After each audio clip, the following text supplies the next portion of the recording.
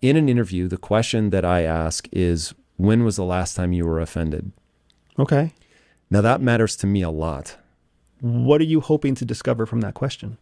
I am trying to figure out what their, if they have thick skin. And very specifically, what was it that triggered you? Because that to me gets me their frame of reference. Because I think everybody's offended by something. Mm-hmm. And the question is what? And if what you give me is something small, then I know, okay, there's no way. Like you're gonna, in a business where it's just data, like it's either working or it's not. We're not competing against each other. We're competing against the market and competitors. And this is, running a business is the closest that most of us will come to a quote unquote life and death situation where you can literally go out of business. Nobody has a job. The company is now dead. And as the person, that started the company, that's like real stuff. Like that's really high stress. And so I need to know if in that dogfight, if I'm going to have to overly worry about how I say things. It's a fair question. I would, now that you've given me time to stall and think through it, I would start with a question that has more to do with how they process information. I would start with a question like, how would you plan your ideal vacation? That is a good universal question for me because it's going to tell you how they process information, how quickly they respond to tasking, the time and resource demands that will go into any future tasking you give them while they're on the job. And the reason I come up with that is there's an exercise at CIA that they put us through called the 4 temperaments. And they break these 4 temperaments down into 4 different animal categories, basically. So the 4 animal categories are lions, foxes, cheetahs, and bears. Interesting. Right? Tell me more. So your lions are people who have a temperament to organize.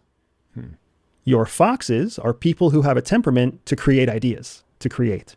Your cheetahs are people who have a temperament to take action. And your bears are people who have a temperament to build relationships. So why those animals? None of those seem self-evident to me. I don't know other why. than the cheetah. The fox is also relatively clever, right? I don't know why. I was just taught, and I just do what I'm told. Yep.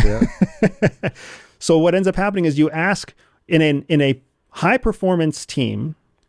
A high performance team is a 4-block team, right? If you can imagine a square with 4 blocks inside it, and each of those blocks is representative of one of those animal temperaments. You need each of them in a high performing team. You can have a good team that doesn't have all 4, but if you want a truly high performance team, you need all 4 present. Somebody to organize, someone to create ideas, someone to build the relationships, someone to execute. When you are looking to source somebody into HR, you already know who you're looking for. We need bears. We need cheetahs. We need lions. We need foxes. You should already know because you can run the temperament of your existing staff. And if you want to build a high performance team, you need all 4 blocks present. So you just find the missing block and then you start sourcing for that.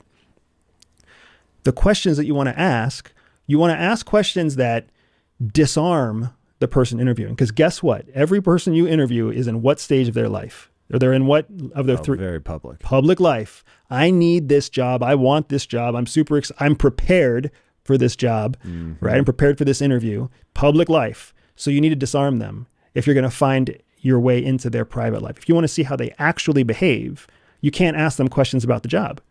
You also can't ask them questions that go against HR policy, federal policy about what you do in an interview. So you have to ask these elicitation questions, these parallel questions. And a question like, how would you plan your perfect vacation, is completely disarming to somebody. So if they say, well, the first thing I would do is I would make a list of all the places I want to go and how much it costs to be there and, what the high season and low season is. Now you're talking to a lion. Lions want to organize, right? If you talk to somebody, what's your ideal vacation? Oh man, I'm just going to jump on the next plane to Fiji. You're talking to a cheetah. Cheetah just wants to take action. What the hell are you going to do when you get to Fiji? I have no idea, but I'm on the next plane, right? If you ask somebody what they're going to do for their ideal vacation and they come back and they're like, I've thought about this a lot and I'm either going to Antarctica or I'm going to Africa or I'm going to, Saudi Arabia because there's all this cool stuff going on in all 3 places and they've got fantastic reviews. You're talking to a fox because a fox is full of ideas. And if you ask somebody, where are you going on your perfect vacation? I'm going to go anywhere my husband wants to go. I'll go wherever my best friend takes me. you're talking to a bear. It's all about the relationship with the bear. Nothing else matters, right? So when you ask a one-off question, you disarm the person. You already know they're coming in armed up because they're in their public life. So you've got to disarm them to get into their private life. And then you need to ask something that's going to give you some insight into how they're going to react on the job. I don't disagree with your question about asking somebody the last time they were offended, but you run the risk of making an assumption that isn't accurate because you're asking them about something that they are their public life is going to influence their answer significantly because they know they're trying to get a job. So they might say, ooh, well, I don't really want to admit that I was offended when my son, ate the last bowl of Cheerios because that's going to sound childish. So I'm going to say something else instead. What can I say that's really smart? Yeah, yes, I hear all of that, and I haven't gotten any of the really cool like Cheerio answers.